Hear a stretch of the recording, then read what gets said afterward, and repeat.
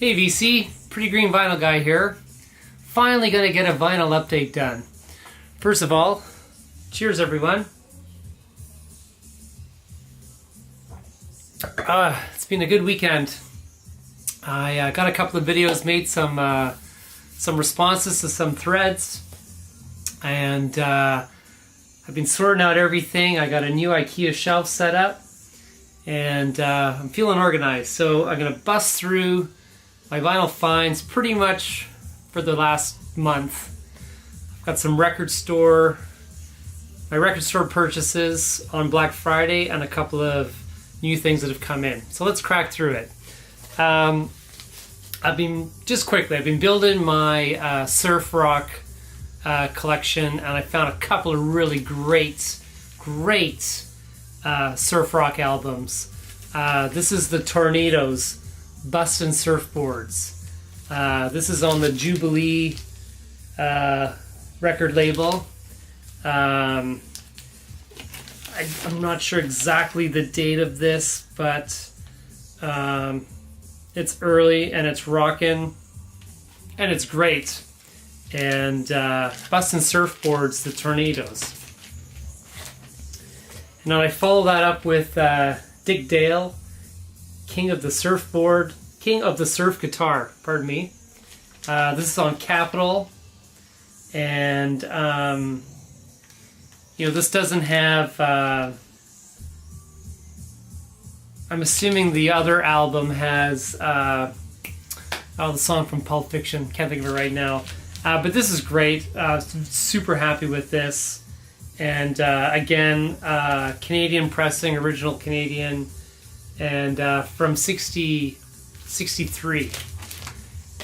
And then just a couple of, I don't think these are originals, these are represses, but they're both in good shape, and I got them for like $2 each or something like that.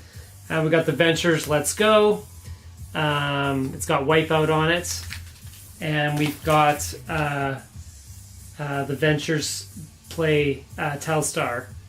And so not super exciting album covers for the Ventures, which makes me think they're not originals, but still very, very good. Picked up a Days of Future Past Moody Blues in just beautiful condition. And so I was really pumped about that. Didn't pay very much for that either.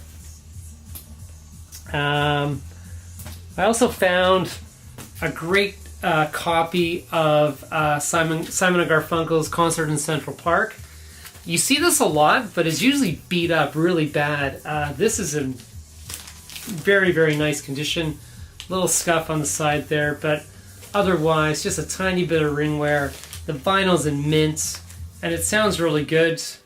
That was their iconic concert in Central Park in September 19th, 81. And now I've got a couple of really good finds. Some really good sought after vinyl finds here. Let's start off with, I'll take this out of the sleeve. This is their Satanic Majesty's Request. And this is a second pressing Canadian from 67 in mono. Look at that. It's just in beautiful shape. Super excited. It's on the London Blue label, and it's in VG++ near mint condition with the vinyl. It's got a great gatefold. Someone just did a review of this album. I think it was maybe Vinyl Richie. I forget now, but someone was just talking about this and how if the last song on side A wasn't on there, it would be a perfect album, which I would agree with. But yeah, super stoked to find this in that good a condition. I also scored a Police Outlandish D'Amour on the audiophile represses that they did from the original master tapes. And this sounds sweet. You can hear Stuart's drums just like banging in this. one of my favorite albums of all time. And I think this was a Canadian A&M Records thing where they repressed a lot of albums in this audiophile series. Absolutely fantastic. It's an album in high school. I had the tape, cassette tape. This is A Musical War, I think it was called. Yeah, Music War. This is all live tracks by sort of the underground bands of the time. Everything from The Police, Wall of Voodoo, Oingo Boingo, XTC, Steel Pulse, The Go-Go's, Devo, Echo and the Bunnymen, Joan Jett and the Blackhearts, Gary Newman, The Fleshtones, 999, Magazine X. Just a great. There was a movie that went out with this. Check it out on YouTube. I think you can probably see it on there. Really good, fun album. Good memories. This next one I was super, super pumped to find. It's a Japanese pressing of King Crimson. In the Court of the Crimson King. And just in immaculate condition. It's like it's brand new. Super happy. The vinyl's on Atlantic. And this just sounds wonderful. I've just had a blast listening to this. 21st Century, Schizoid Man, just sounds epic on this. Super happy to get this, and just beautiful condition. This was a good find too. This is, I believe, the first album. This is AC/DC High Voltage. This is with Bon Scott. This is with It's a Long Way to the Top if you want to rock and roll with Bon and the bagpipes. Pretty sure it's a Canadian pressing. Yeah, Canadian pressing. This is on the Atco, the Beige, 1976. This is I think it's a first Canadian pressing, and it's in beautiful shape. Beautiful shape. And this is a good one to have. It's in decent shape. It's a VC shape. I was able to get the guy down on the price a bit because he wanted a bit of money for this, and I was like, okay, listen, dude, like I know it's a good album to have, and I know it's a hard one to find in good shape. It's on the Vertigo label with the original inner sleeve. Of course, this was the Cult. This was their third album after Love and Electric. This is Sonic Temple. This had Firewoman, Edie, Ciao Baby. Were definitely two of the standout tracks on this. Lots of loud guitar. I saw the Cult live, and I literally had to watch them with my fingers in my ear. They were so freaking loud. But yeah, great album. And in this one, I guess I would call this vinyl. This is an epic find.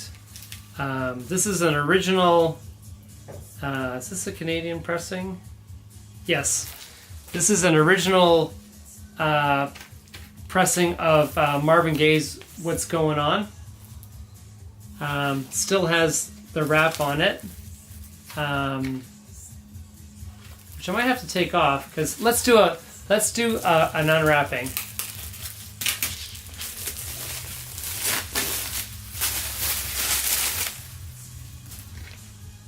So look at that. It's just in beautiful shape.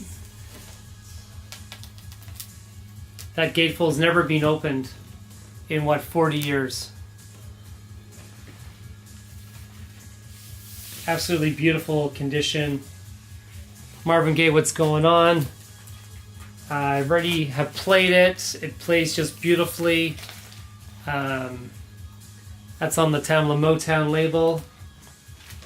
And just super pumped to find that in such great shape. So, yeah, Marvin Gaye, what's going on? And then, let's see here. Just move those over there. So for Record Store Day, I was actually in Toronto, and I had a free morning, so I went up to Sonic Boom Records on Spadina, which is a very famous Canadian record store. And there was a lineup at the door, so I was probably about 20th, 25th in line. And I didn't really know the deal because I'm not from there. And Sonic Boom's kind of like it's on one floor, and then you walk down into the basement. And then they have just tons of vinyl and CDs and movies and you name it. And then at the back of the downstairs is where they had set up their selection of the Black Friday Record Store Day. So I kind of just had to follow everybody. I didn't really know, and some people were right in there and they knew what they were looking for. I had 2 albums that I wanted to find, and I found one of them. And the one I found that I really wanted was Neil Young's Harvest Moon. It's the first time it's been released on vinyl in North America. I think there was a European pressing of it. So that was great. I was really happy to find that. And I don't know if it's because he is Canadian, but they had a lot of copies of this. So Harvest Moon. And then when I had time to sort of dig through, I took a chance on this compilation album called Garage Days, which is basically garage rock bands from the 60s that all just had singles. And the vinyl's pretty cool. I haven't really... just gave this a quick spin, but it's on this real cool, sort of really dark green, almost like a petrol and water kind of color, with the spinning centerpiece. So that's pretty cool. Yeah, just some cool garage rock. There was a couple songs off the top that there's a Batman theme song.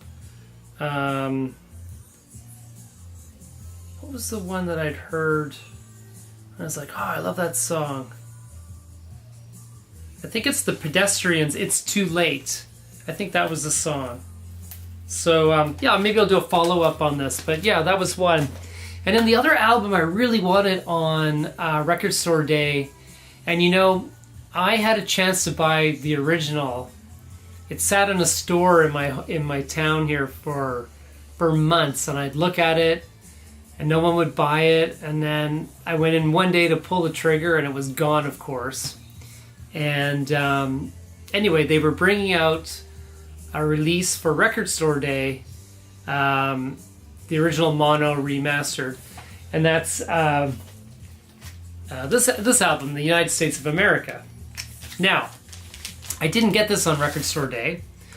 I actually went on Amazon a couple of days later, and I found this, and I was all excited. I thought, sweet, I'm going to get my United States of America. So it came in the mail, as Amazon does, and I did the unwrapping, and I saw this in the top corner, stereo.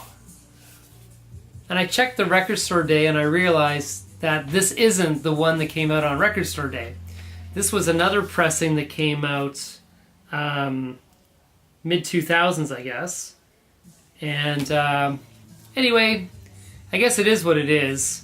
I haven't gone back on Amazon to look and see if it has come back out, but it's on the Columbia, the 360 degree sound, and I was being a mono snob. I wanted the mono version, but this sounds just fine.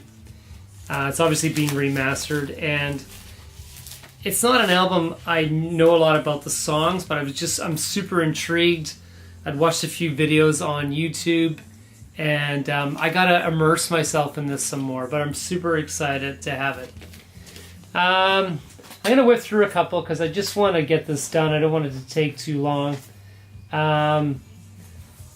Let's talk about a new release, new album. It's definitely my top 10 albums of the year.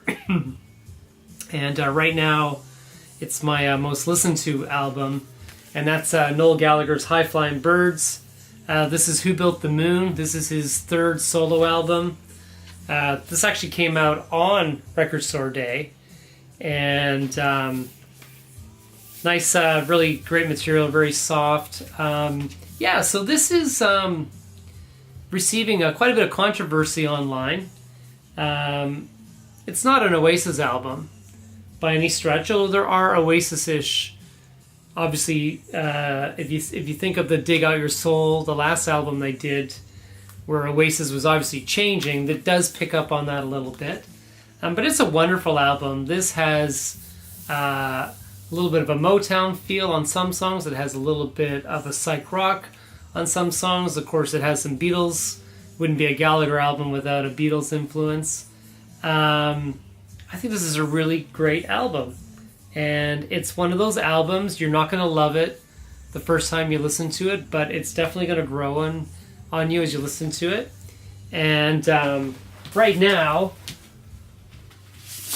I talked about this one a few videos ago. This is his brother Liam's album, which is playing in the background right now.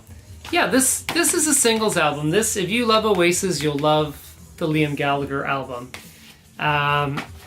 This is not an Oasis album. This explores much more different musical genres, different musical tastes. It's an experimental album, and it's really good. And this album will stand the test of time. I think Liam's As You Were is going to have a couple of great singles. Of course, Wall of Glass, Paper Crown, For What It's Worth. Those are the three best songs on the album. Side 1 is a great side. Side 2 is not that great. I think this outshines this in the long run. So, yeah, if you don't have either, they're both definitely top 10 albums of the year. It was definitely the return of the Gallagher brothers in 2017. And I urge you to check this. I have a couple more, but I'm going to save them for another video. Those were the big finds that I wanted to share. And thanks again, everybody, for watching. I appreciate it. I just posted a 100 subs contest, so please check that out. And cheers, everybody. Have a good one.